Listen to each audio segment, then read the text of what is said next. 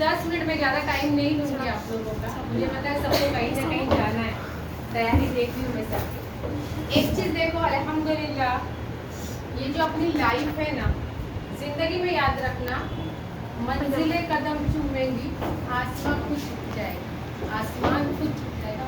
कर जो तू हौसले बुलंद, तो रास्ते खुद ब खुद बनते चले जाएंगे। हम ये सोचते हैं ना कि हम सोचते हैं कि दूर तक अगर देखें कि वो पहाड़ है वहाँ पर जाना है, हम ये सोचते हैं कितना ऊंचा है, कैसे चलेंगे।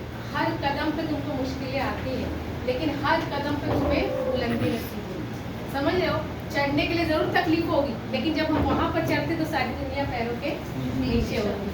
तो ये बात समझ लो कि फानूस बन के जिसकी हिफाजत हवा करे, वो शम्मा क्या बुझे जिसे रोशन खुदा रहे। तो अल्लाह अगर जिसको रोशनी बख्शना चाहेगा ना दुनिया में, देखो तुम लोग का सबका ये टीन एज है, ये एज में अगर तुम टीन कहाँ से शुरू होता है, 11, 12, 13 to 19, तो ये जो एज है ना, इसमें अगर तुम कुछ बनना चाहोगे, मेहनत करना चाहोगे, तो पूरी ज़िंदगी फिर तुम आराम करोगे। और इस एज में अगर तुम अपनी लाइफ में जो भी है सोचोगे मौज मस्ती करें, पढ़ाई लिखाई करके क्या मिलने वाला है, तो आगे चल के पूरी ज़िंदगी तुम फिर मेहनत करोगे। तो तुम्हारे इसमें हाथ में है कि तुम्हें इस वक्त मेहनत करनी है और आगे की ज़िंदगी आराम से बितानी है, कि इस वक्त आराम करना है और आगे की ज़िंदगी पूरी मेहनत करनी है। क्योंकि देखो 10वीं का साल हम लोग क्यों इतना इम्पोर्टेंट क्यों कहते हैं, पता है तुमको, कि इसका रिजल्ट हम 10वीं के लिए पूरे 10 साल मेहनत करते हैं, और उसके रिजल्ट के थ्रू हमें कौन से इंस्टीट्यूशन में जाना है, हमें क्या क्या पिकअप करना है, इसके ऊपर डिपेंड रहता है। अगर उस वक्त हमारा रिजल्ट पुअर है, टिकेटी है, कुछ है, तो हर जगह उस रिजल्ट के थ्रू ही हमें प्रॉब्लम फेस करनी पड़ेगी। फिर आफ्टर वर्ड्स हमें देखना पड़ेगा, अगर 12th अच्छा किए तो आगे जाके हम फोकस कर सकते हैं, सही है ना। तो हमें इसलिए 10 की इम्पोर्टेंस इसलिए ज़्यादा है कि 10 के रिजल्ट पे ही डिपेंड करता है कि तुम्हें कौन सा कैरियर सिलेक्ट करना है। समझ में आया। अभी भी यहाँ पर अगर तुम लोग का रिजल्ट में क्या देखा गया कि 10th का पहले मार्कशीट लाओ या 12th की लाओ, ग्रेजुएशन की लाओ। देखो पढ़ाई सिर्फ ये नहीं कि जॉब ही करना है, पढ़ाई जो है हमें सलीका सिखाती है, जिंदगी जीने की मेहनत सिखाती है, नॉलेज एक्सीड होता है, इल्म हासिल करने। देखिए कलाम पाक का पहला वर्ड क्या है, इकरा। इकरा बिस्मिल्लाह, ठीक है, खलक। तो इकरा मतलब पढ़ो। वहाँ ये नहीं कहा गया कि लड़की पढ़े या लड़का पढ़े, पढ़ो पढ़ो, चाहे तुम्हें चीन या जापान जाना पड़े, इराक जाना। पहले जो शहर था बगदाद था, ईरान था, इल्म हासिल करने लोग इतने दूर दूर जाते थे।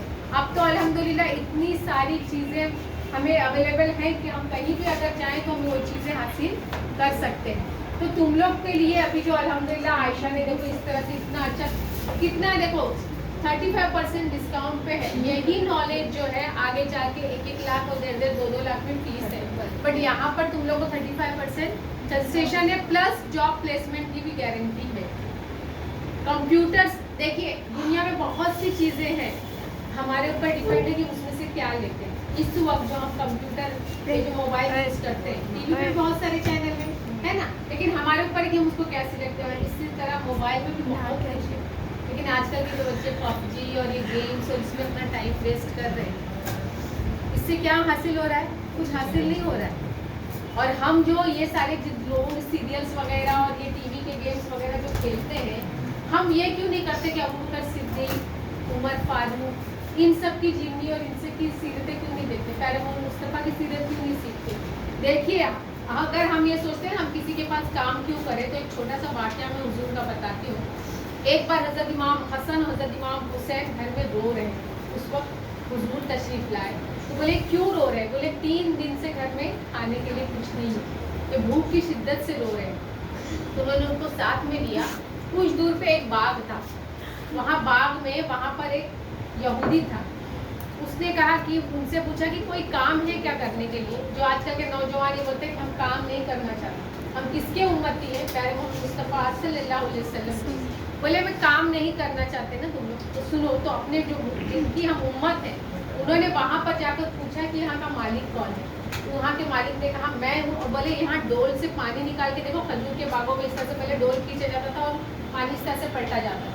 तो बोले जी अगर एक डोल खींचोगे तो 2 खजूरें मिलेंगी, कितनी, 2।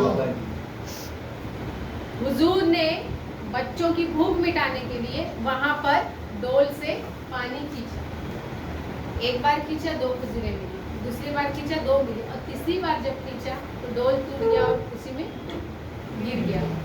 जो वहाँ का मालिक था वो नहीं जानता था हुजूर को, इतना नाराज हुआ कि एक हाथ इस तरह से माज़अल्लाह उनको काट दिया।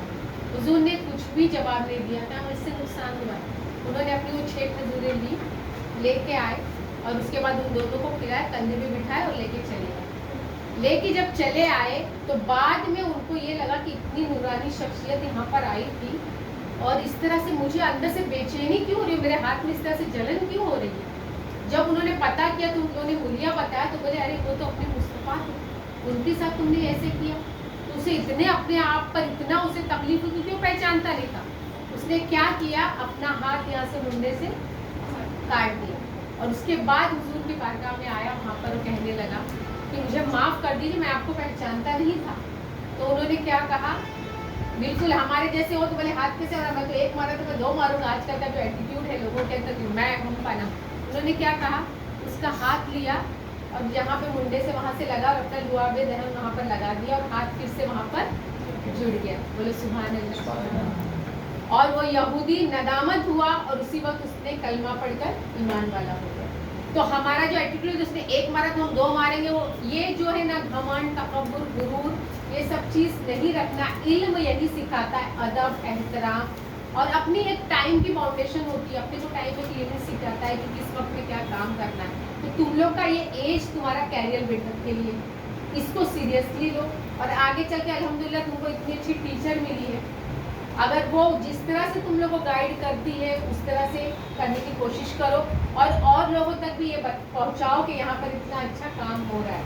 और ये जो बातें हैं, देखो एक बात समझ लो बच्चों, जो झाड़ को अगर काटा छाटा नहीं जाता ना, वो झाड़ी बन के रह जाता है। पत्थर भी होता है ना, उसको तराशा जाता है तो मूर्ति बनती है, उसकी पूजा वगैरह होती है, अच्छी अच्छी चीज़ें बनती है जिसको हम लोग देखने जाते हैं। सोना भी आग में जलता है ना, तब जाके वो जेवर बनता है, कोई पहनता है। नहीं तो सोने की बिस्किट तो कोई ऐसा लोहा की तरह लटकाएगा नहीं। तो अगर जिंदगी में कुछ निखरना है, कुछ बनना है तो मेहनत जरूरी है। बिना मेहनत कोई चीज़ हासिल नहीं होती, लेकिन एक बार तुम मेहनत कर लोगे तो बिल्कुल पारस की तरह निकल आओगे। और हीरा चाहे अगर कीचड़ में भी गिर जाए तो वो चमकेगा।